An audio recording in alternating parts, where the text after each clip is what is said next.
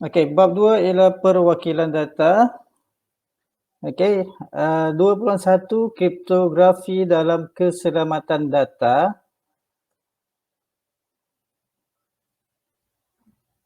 Okey, 2.1. Okey, sekejap cikgu setting ni, dia salah ni.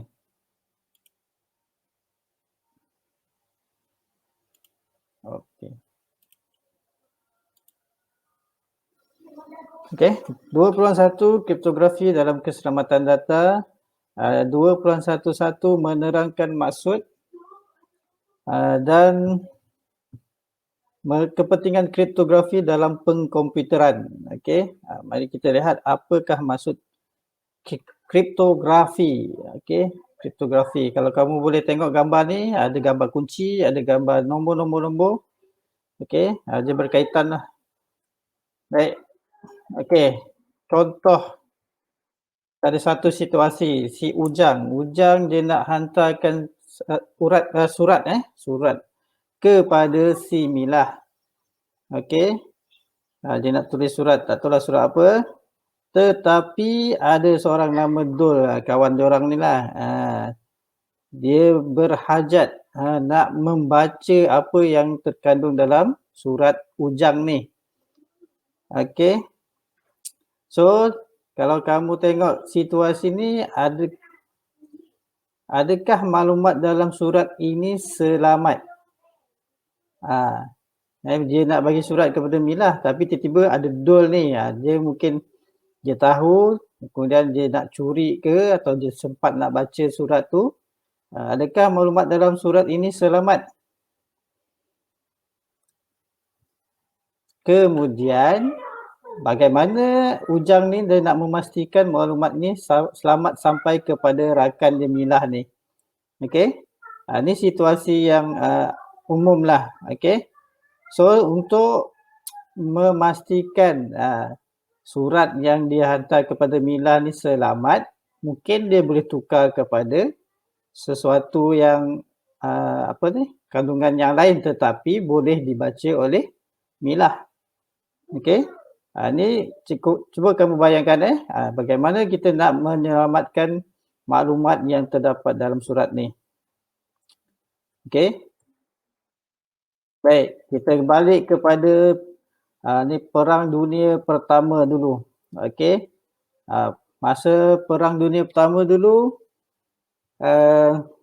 askar-askar dia menghantar maklumat ataupun utusan kepada pegawai-pegawainya yang lain ataupun ahli-ahli yang lain di tempat yang lain menggunakan burung merpati. Dia ikatkan maklumat tu dia tulis dalam kertas, diikatkan dekat kaki, kemudian dia lepaskan burung merpati tu, dan aja sebelum dia lepaskan tu, burung merpati ni dia train dulu kemudian baru dia boleh lepaskan dan menghantar maklumat kepada pihak yang sebelah sana.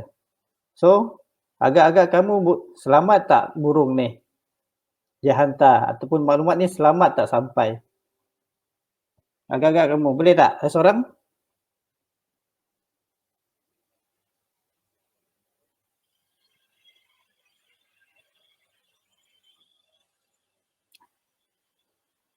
Ada? Cuba seorang. Siapa nama ni? Anisah?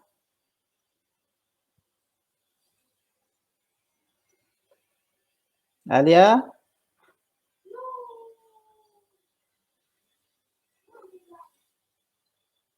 Tak ada orang. Tolong jawab.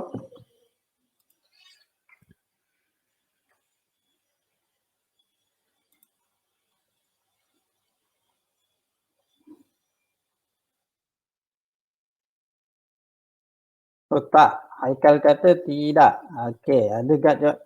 Okey. Kamu respon kalau kamu tak respon, cikgu tak tahu ni suara cikgu keluar ke tidak ni.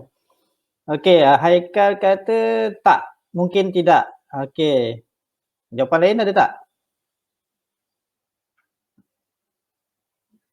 Kalau malu-malu type dekat ruangan chat.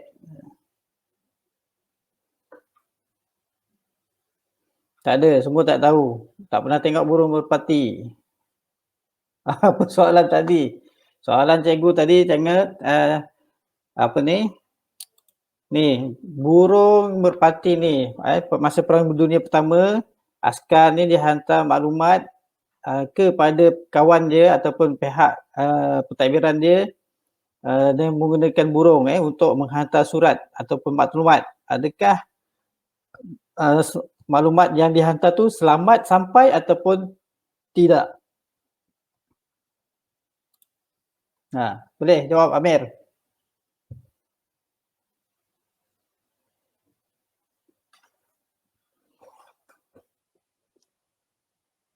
Tak. Okey. Selamat. Okey. Baik. Soalan dia, jawapan dia dua-dua boleh. Okey, dua-dua boleh. Ada yang selamat, ada yang tak selamat. Bagaimana dia nak pastikan yang maklumat tu betul-betul sampai? Dia gunakan, ada yang cikgu baca ni, 50,000 burung merpati. Dia menghantar surat yang sama. Dia guna 50,000 tu tak semua sekali lah hantar.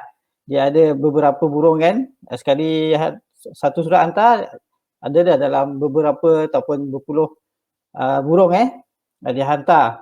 So kalau satu burung tu ditembak oleh pihak musuh, ada lagi 9. Contohlah kan, 10 dia hantar, satu ditembak mati, tinggal 9. 9 terbang lagi. Kena tembak lagi satu, tinggal 8. 8 sampai teruskan lagi perjalanan. Jadi sampailah ke pihak yang kawan dia ataupun dia punya yang orang yang dia nak bagi maklumat tersebut. Okey. Jadi dia itu salah satu cara yang dululah. Okey, cara dulu. Itu salah satu cara dia menggunakan burung dalam Perang Dunia yang pertama. Perang Dunia kedua tak adalah, dia dah pakai walkie-talkie apa semua. Okey. Ini salah satu caralah. Okey. Kemudian seterusnya, sejak zaman purba sehingga zaman moden, kriptografi telah digunakan oleh manusia untuk menjaga privasi mesej yang ingin dihantar. Okey. Jadi dia sebenarnya dah lama dah benda ni dipakai. Kriptografi ni dah lama dipakai dari zaman purba sampailah sekarang. Pelbagai kaedah sifar. Okey, kaedah sifar ni kita akan belajar kemudian. Jadi kaedah sifar ni kaedah yang kita macam mana kita nak gunakan kriptografi untuk menjamin keselamatan data dalam memastikan mesej dapat difahami dan dibaca oleh penerimanya. Okey. Okey, ini gambar ni boleh dikira zaman-zaman dululah kan. Okey, kalau kamu tengok ini hilograf. Ni yang zaman Mesir. Yang ni cikgu tak pasti ni kaum mana. Yang ini salah satu alat sifar alat sifar. Nanti kita belajar cara dia ni. Okey. So kalau kamu tengok, kamu sendiri pun tak faham apa dia punya maklumat yang hendak disampai. Macam contoh ni gambar burung, apa maksud dia? Gambar mata, gambar kepala. Okey, semua memberi maksud yang tertentu. Jadi itu salah satu cara mereka nak menjamin keselamatan data ataupun mesej yang dia nak sampaikan. Macam ni lah. Yang nombor 2 ni, kalau sekali kita pandang macam kita boleh baca Yantex. Y-A-N-T-E-X. Okey. Tapi kita tak tahu apa maksud di sebalik simbol-simbol ni. Ini salah satu cara kriptografi. Okey, yang ni namanya, yang sebelah kanan ni namanya cipher disk. Nanti kita buat. Okey. Baik, dalam era teknologi maklumat dan komunikasi sekarang ni lah, zaman sekarang ni, kebanyakan maklumat dikongsi melalui internet dalam bentuk digital. Digital maksudnya dia menggunakan komputer, internet, handphone.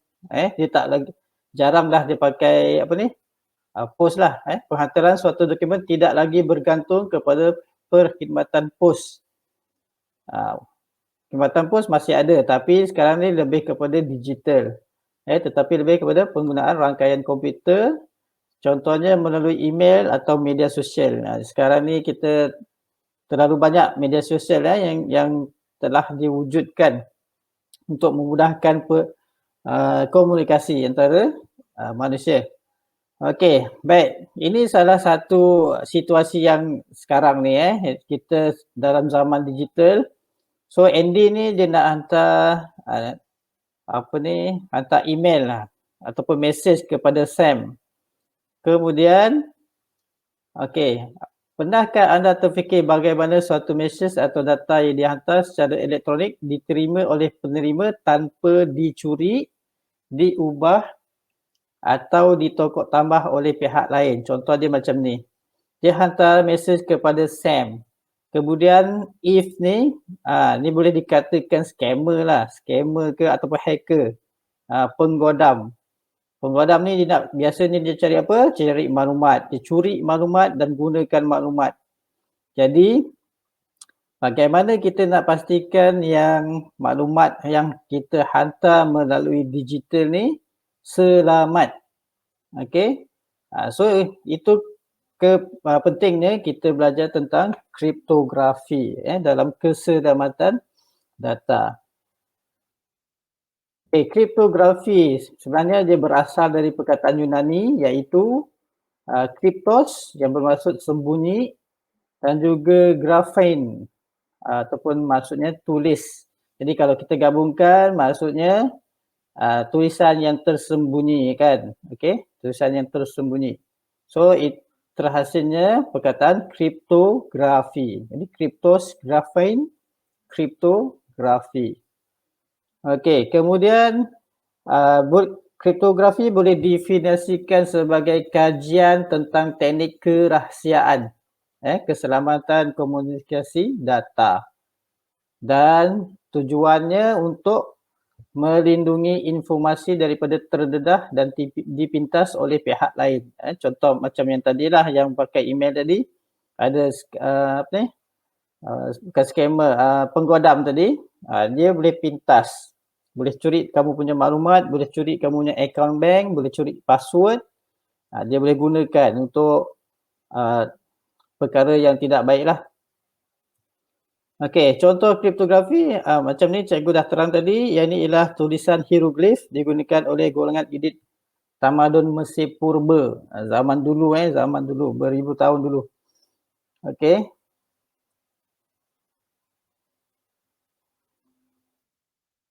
Yang contoh kedua ni Skytel is considered to be the first cryptographic tool. Okey, boleh dikatakan sebagai salah satu alat kriptografik yang pertama. Yang ni kamu boleh buat sendiri sebenarnya. Kamu buat ni dia pakai kertas dan juga bentuk silinder ni. Apa benda yang bentuk silinder kamu boleh buat. Cara dia kamu lilit kertas panjang kan, kamu lilit, kemudian kamu tulis mesej yang kamu nak macam ni, you are in danger. Lepas tu kamu buka balik kertas ni, lepas tu kamu isi bahagian kosong-kosong tu dengan nombor-nombor atau huruf-huruf lah yang tidak berkenaan supaya bila orang baca dia tak tahu. Okey. Contoh cikgu ada buat ni. Cikgu ada buat.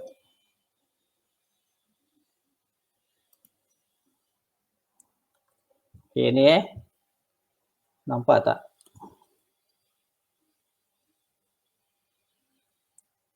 Ni bila kita dah gulung, kita tuliskan dia punya perkataan. Jadi bila dah sudah tu kita bahagian-bahagian lain tu kita letak dengan nombor-nombor lain.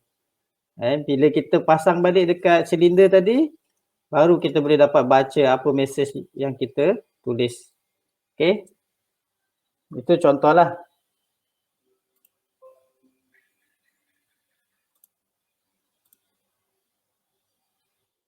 Okey, sebenarnya ada banyak lagi alat kriptografik Okey, dalam pengkomputeran pula kriptografi ni diperlukan untuk mengatasi pencerobohan maklumat dan juga melindungi kepentingan maklumat dalam pengkomputeran. So bila kita hantar maklumat dalam menggunakan komputer, internet, so kriptografi ni penting. Tapi kita guna kriptografi ni bukan cara purba lah. Kita menggunakan sistem ataupun kaedah yang lebih canggih lah. Okay. Okay. So dalam pengkomputeran ada 4 perkhidmatan keselamatan dalam menjamin dan keselamatan data. Okay, yang pertama ialah kerahsiaan. Yang kedua ialah pengesahan. Yang ketiga integriti. Dan yang keempat tiada sangkalan ataupun non-repudiation. Okay. Ini 4 kepentingan perkhidmatan keselamatan data kriptografik. So dalam zaman digital ni pentingnya ini perkhidmatan keselamatan. Okay, kita lihat satu persatu. Kerahsiaan. Kerahsiaan ni merujuk kepada kesulitan. Sesuatu maklumat yang dihantar melalui rangkaian komputer yang perlu dilindungi supaya maklumat tersebut tidak diketahui oleh pihak lain selain penerima. Jadi maksudnya maklumat yang dihantar tu dia tidaklah secara direct, tidaklah secara boleh dibaca terus, dan mungkin dia akan hantar menggunakan orang panggil encrypt lah. Dia menggunakan password ke, contoh macam cikgu nak hantar file latihan kamu kan. Okay, hanya kelas kamu je yang boleh. Jadi cikgu letak password dekat file latihan tadi. Jadi cikgu bagi tahu kelas kamu, okay, password sekian-sekian. Jadi kamu sahaja yang boleh buka maklumat tersebut ataupun latihan tersebut. Itu kesulitan sesuatu maklumat. Bukan kesulit sakit. Tidak. Sulit tu maksudnya dia ada password ke ataupun ada cara kita nak mendapatkan data tu, okey, daripada pemberi maklumat. Okey, itu kerahsiaan. Maksudnya tak ada orang lain tahu apa maklumat yang kita hantar. Okey, yang kedua ialah pengesahan. Okey, pengesahan adalah berkaitan dengan pengenalpastian. Pengenalpastian pihak-pihak yang terlibat dalam suatu komunikasi. Maklumat atau data yang diterima perlu dikenal pasti agar maklumat dihantar oleh pihak yang disahkan. Okey, ini untuk pengesahan, perkhidmatan pengesahan. Okey, contohnya nama pengguna dan kata laluan bagi perbankan internet hanya boleh diakses oleh pengguna yang sah sahaja. Kalau tak sah maksudnya pengguna yang tak sah tu tak boleh lah. Contoh dia macam ni. Okey, ini ialah CIMB Clicks. Okey, bank CIMB. Jadi pengguna CIMB kalau dia nak cek baki duit dalam bank dia ataupun dia nak buat transfer, pemindahan wang ataupun dan sebagainya, dia akan perlu masuk ke dalam akaun CIMB. Dia perlu masukkan ID dengan password. So yang ni sesiapa ataupun pengguna yang sah sahaja yang boleh masuk. Okey. Jadi untuk yang ini perlu berhati-hati supaya ID dengan password tidak terlepas kepada orang lain. Sebab orang yang tidak sah tu nanti dia akan gunakan kita punya maklumat untuk masuk kepada akaun bank kita. Ini pengesahan. So pengesahan dia masuk macam ni lah. Masukkan ID dengan password. Okey. Ini untuk Maybank. Ini Maybank ni cikgu tunjuk contoh gunakan handphone. Dia contoh macam ni. So kena ada login. Okey, ada dua cara. Satu kita type dengan kita punya ID ataupun kita boleh pakai fingerprint. Ini satu contoh ciri keselamatan dalam perbankan internet. Okey, contoh lain Facebook. Saja cikgu letak Facebook cikgu nak promote sikit. Okey. So bila kita nak masuk Facebook, Kita kena login dengan gunakan email ataupun phone number dengan password. Jadi banyak juga kes yang kita dengar, akaun kena hack, akaun kena hack. Biasa macam itulah. Kita punya maklumat terlepas kepada tangan orang lain boleh masuk dan dia akan godam kita punya akaun. Okey. Ataupun biasanya kita tak log out dalam laptop kita ataupun handphone kita tak log out. Jadi dia boleh masuklah, siapa-siapa pun boleh sebab akaun tu aktif. Okey, so yang ni untuk pengesahan. So bila pengesahan dia ada macam ni lah untuk masukkan password dengan ID. Okey, ini contoh perkhidmatan keselamatan. Okey, seterusnya integriti, perkhidmatan keselamatan yang mengenal pasti sebarang perubahan terhadap maklumat atau data oleh pihak lain. Ini perkhidmatan yang mengenal pasti sebarang perubahan. Contohnya, transaksi perbankan dalam talian menggunakan kriptografi bagi mengelakkan pihak lain melakukan perubahan sebarang maklumat dalam transaksi. Okey, seperti jumlah wang, nombor akaun dan sebagainya. So ni integriti. Kena kenal pasti jika ada berlaku perubahan maklumat, dia akan check, dia atau disahkan oleh tuan punya akaun. Okey. So maklumat pengguna akaun tersebut hanya boleh diakses ataupun dimanipulasi oleh pengguna sah sahaja. Manipulasi ni maksudnya dia boleh ubahlah dia punya maklumat profil, dia punya nombor akaun, nombor alamat dan macam-macam dan lain-lain lah. Okey. So hanya pengguna sah sahaja. Jadi pihak yang menjalankan perkhidmatan ni dia akan melihatlah. Jadi bila ada sebarang perubahan dia akan semak dengan pengguna sah tu sama ada tak perubahan maklumat yang dilakukan. Okey, kalau tak jadi dia akan block lah. Okey, ini contoh. Tiada sangkalan, non-repudiation. Okey, tiada sangkalan digunakan untuk membuktikan bahawa penghantar dan penerima maklumat tidak menafikan bahawa mereka menghantar dan menerima maklumat tersebut. Maksudnya dia kena sah lah, tiada sangkalan. Okey, contoh ni lah. Kalau kita ada buat macam beli kat Shopee kan. So kita akan bayar melalui online. So bila kita nak bayar tu kita kena pihak bank akan hantar tag. Kita kena tekan dululah request for tag number.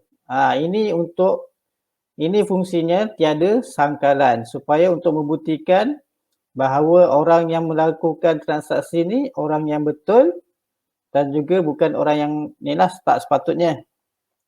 Jadi bila ada macam ni, so kita tahulah ada pengguna sah saja yang boleh masuk ataupun menjalankan transaksi ni. Okey. Jadi bila kita dah hantar tag ni, kita dah buat confirm, kita dah bayar, nanti pihak bank akan hantar email ataupun SMS kepada pengguna lah. Dia yang memaklumkan bahawa transaksi telah berjaya.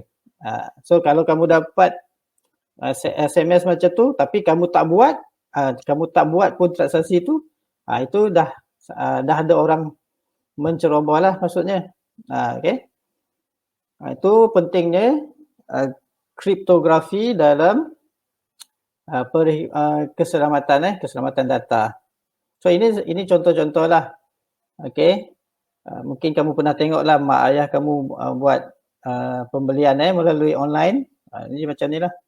Ini yang kamu kena tahulah. Ini ialah salah satu dalam cabang kriptografi. Alright. Okey, ini CIMB. Dia ada cara lain, dia pakai tag juga tapi ada banyak jenis lah. Yang ni tag melalui SMS, yang ni tag melalui device, yang ni tag on mobile. Okey, mobile SMS pun samalah. Okey. Ini contoh penggunaan tag. Okey.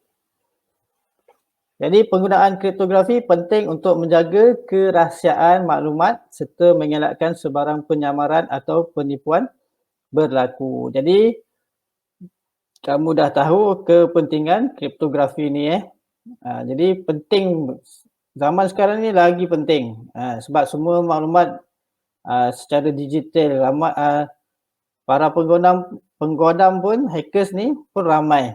Jadi kena hati-hati dan tidak kita tak expose kita punya maklumat seperti ID ataupun password dan sebagainya lah. Okey. Ini tajuk 2.11 maksud dan kepentingan kriptografi dalam pengkomputeran. Okey, so tugasan ada satu lagi bahagian yang ni bahagian pertama. Okey, so tugasan untuk hari ini kamu tulis nota berkaitan maksud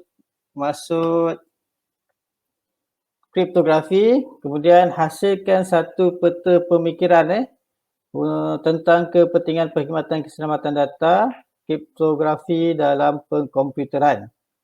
Kemudian ambil gambar anda sedang melakukan aktiviti. Dan